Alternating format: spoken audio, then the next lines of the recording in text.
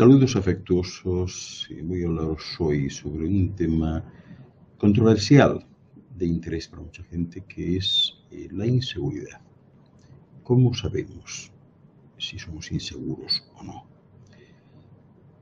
Es cierto que lo que comienza siendo una forma de autoprotegerse para no sentirse juzgada o no querida, casi siempre lleva al autosabotaje y a la inmovilidad.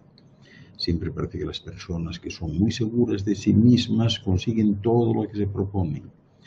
Y bien se pudiera decir que es un aspecto a envidiar, ¿verdad? Pero es cierto que en ocasiones creemos serlo hasta que otros problemas pues nos hacen darnos cuenta de que la inseguridad pues siempre ha estado ahí.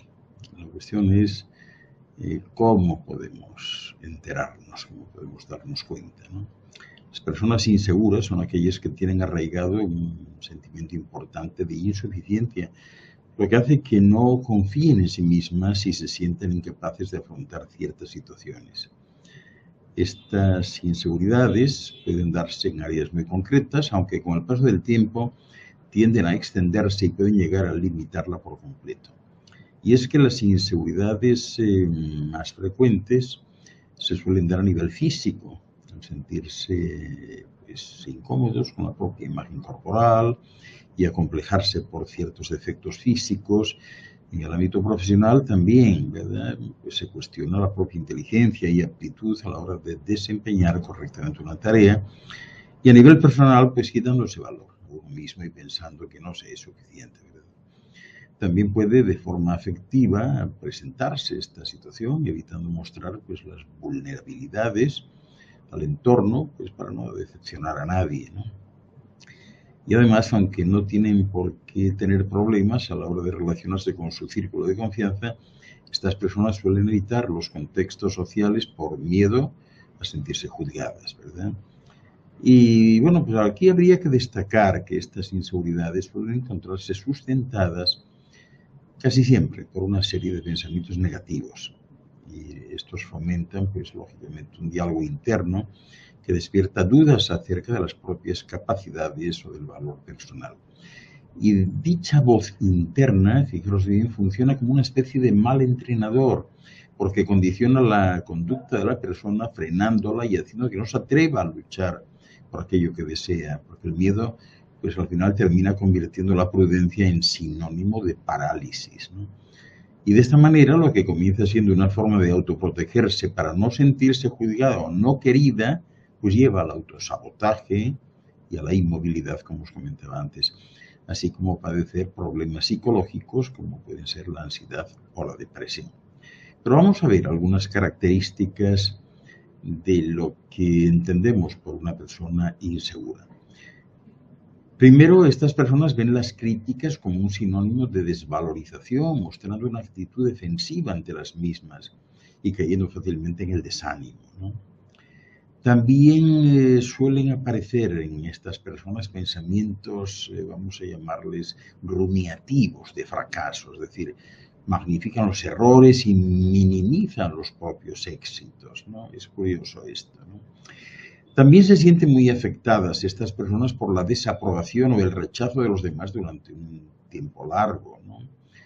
Y es habitual también que den más importancia a la opinión ajena que a los deseos propios a la hora de tomar decisiones. La percepción general de la toma de decisiones como peligrosa, ¿verdad? Pueden verla, en fin, y hacerles extremadamente inseguros, porque esto puede llevar a la indecisión patológica, ¿verdad? También tienen la tendencia a anticipar los acontecimientos de forma catastrófica o muy negativa. Y poseen pues una escasa valoración de sí mismas estas personas, porque creen que nunca es suficiente, ¿verdad?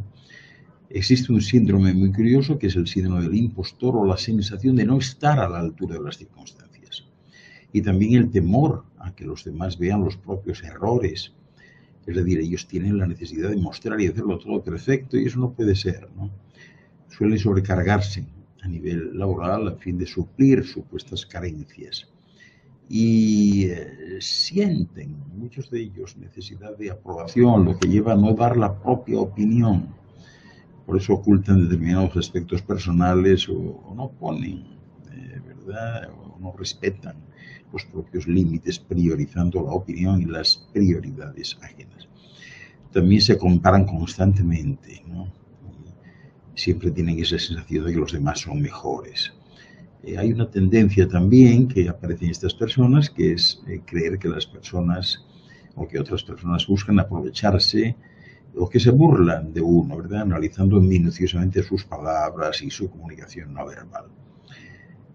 Evitan tener relaciones excesivamente personales por miedo a que los demás descubran los propios defectos. Y también evitan, por cierto, exponerse públicamente o ante desconocidos a fin de evitar pues, sentirse vulnerables o por desconocer lo que esperan de uno. Estas personas también permanecen en la zona de confort por miedo al cambio o por desánimo al pensar que no se va a poder realizar lo que desean, ¿verdad? Y no por una elección personal, necesariamente, ¿no? Sino que tienen un sentimiento de parálisis vital. Respecto a la agresividad o arrogancia, pues la tienen todo el tiempo, pero como un mecanismo de defensa, ¿no? Así como un exceso de competitividad o celos también a nivel de pareja. Y finalmente, bueno, pues tienen problemas con la propia imagen, ¿no?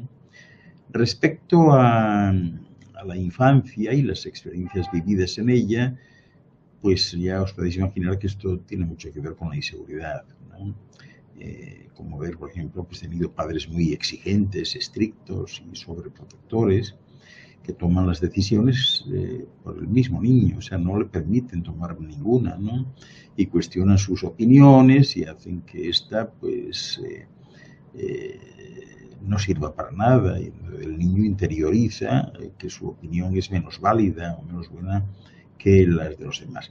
También afecta el que los padres solo aprueben los logros más superficiales de sus hijos sin validar sus sentimientos o que los comparen constantemente con otros niños, lo que hace que crezcan pues ligando el afecto al éxito y a la demostración de sus capacidades.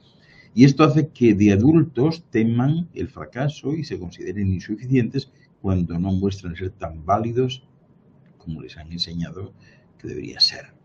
Y bueno, siguiendo con la infancia, el haber experimentado situaciones traumáticas como las que produce el bullying, por ejemplo, recibir un trato abusivo por parte de los padres o haber sido víctimas de malos tratos, pues ello puede influir definitivamente en el sentimiento de seguridad personal.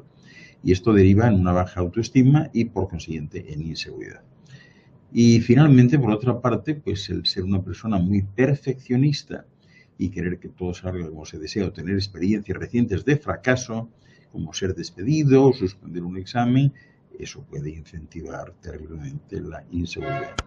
En fin, espero que esto os haya sido útil, que os haya servido y nos volvemos a encontrar en la siguiente cápsula de conoceros a vosotros mismos. Muchas gracias por vuestra atención. Gracias.